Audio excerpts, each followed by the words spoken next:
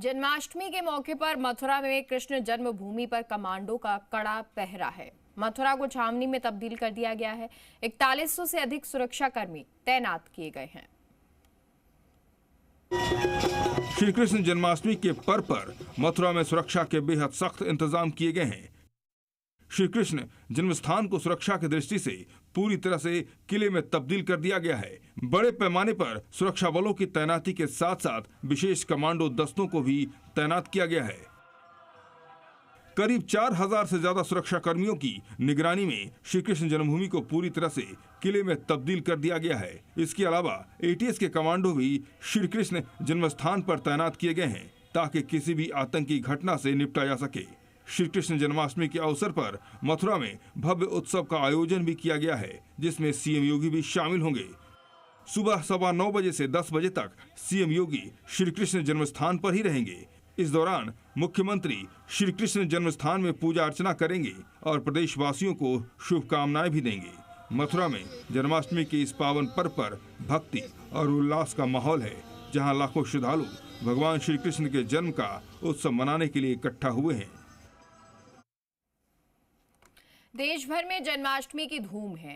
राजस्थान के धौलपुर जिले में जन्माष्टमी को लेकर खास तैयारी की जाती है, जहां मुस्लिम कलाकार महीनों पहले से भगवान कृष्ण और राधा रानी की पोशाक तैयार करने में जुट जाते हैं।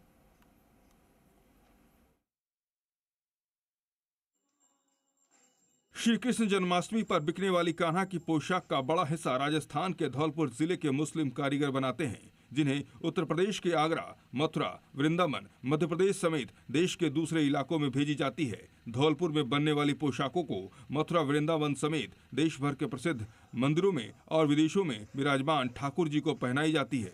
भगवान श्री कृष्ण और राधा रानी के लिए मोतियों, नग, शीशे और स्टोन से बनी पंचरंगी और जरी की आकर्षक पोशाकें धौलपुर में तैयार की जा रही है। ये कारीगर महीनों पहले से पोशाक बनाने के काम में जुट जाते हैं। जन्माष्टमी के समय श्री कृष्ण और राधा की पोशाकों की मांग विशेष रूप से बढ़ जाती है। मुस्लिम कारीगरों ने बताया कि पूरे साल भगवान की पोशाकें बनाकर वे अपना परिवार का पालन पोषण करते हैं। यही उनका मुख्य रोजगार है। और क्या है, इसमें मेहनत मजदूर भी पोशाक तैयार करवाकर हम मथुरा, वृंदावन में जो जाती हैं, तो जो मुनाफा होता है वो सारा मुनाफा बड़े व्यापारी कमाते हैं। हमें तो सिर्फ मजदूरी मिल पाती है। बांग्लादेश में इस बार डर के साए में जन्माष्टमी मनाई जा रही है और ऐसे में सुरक्षा बल तैनात किए गए हैं। जगह जगह जन्माष्टमी पर सुरक्षा के कई इंतजाम किए गए हैं। हिंदुओं पर हमले अभी रुके नहीं हैं, लेकिन इस बीच जन्माष्टमी का त्योहार जरूर बनाया जा रहा है। बांग्लादेश में श्री कृष्ण जन्माष्टमी का पर्व हिंदू समुदाय के लिए एक महत्वपूर्ण धार्मिक उत्सव है, जिसे पूरे देश में धूमधाम से मनाया जाता है। इस साल बांग्लादेश में सुरक्षा के खास इंतजाम किए गए हैं। ढाका समेत मंदिरों, पूजा स्थलों और आयोजन स्थलों पर भारी पुलिस बल तैनात किया गया है। अंतरिम सरकार ने इस बार सुरक्षा को प्राथमिकता देने का वादा तो जरूर किया है, लेकिन कितनी सुरक्षा दे पाती है, ये सवाल जरूर है। बांग्लादेश में हिंदू शांतिपूर्वक और सुरक्षित माहौल में जन्माष्टमी मना सकें। ढाका, चटगांव और रंगपुर जैसे बड़े शहरों में पुलिस, रैपिड एक्शन बटालियन और दूसरी सुरक्षा एजेंसियों को अलर्ट पर रखा गया है। प्रमुख मंदिरों के आसपास सीसीटीवी कैमरों की निगरानी भी बढ़ाई गई है, जिससे किसी भी संदिग्ध गतिविधि पर नजर रखी जा सके।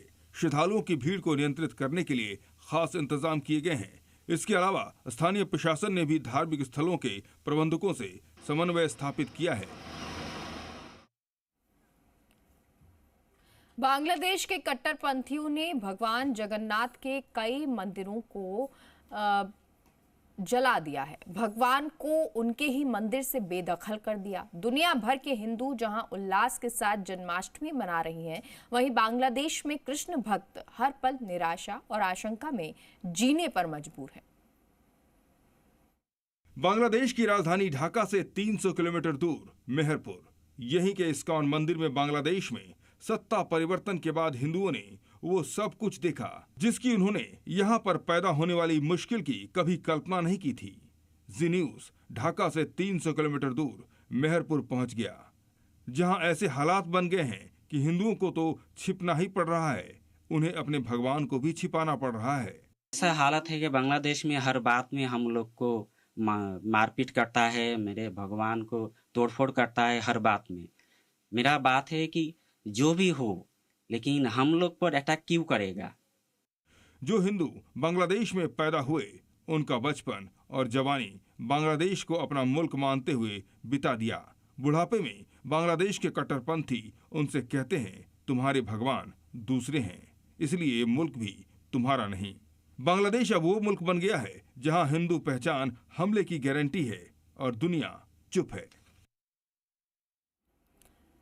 बांग्लादेश में हिंदुओं के खिलाफ लगातार अत्याचार की खबरें आ रही हैं और इसी बीच योगी आदित्यनाथ ने इस मसले पर विपक्ष पर निशाना साधा है। तख्ता पलट के बाद बांग्लादेश में हिंदुओं ने कभी सोचा भी नहीं होगा कि उनके साथ कुछ ऐसा होगा कि कट्टरपंथी जीना मुश्किल कर देंगे। सब कुछ तबाह और बर्बाद हो गया। तो आज जन्माष्टमी पर बांग्लादेशी हिंदुओं का दर्द दोगुना हो गया। श्री कृष्ण जन्माष्टमी के मौके पर सीएम योगी मथुरा में हैं और अपने संबोधन में विपक्ष पर जमकर हमला बोला।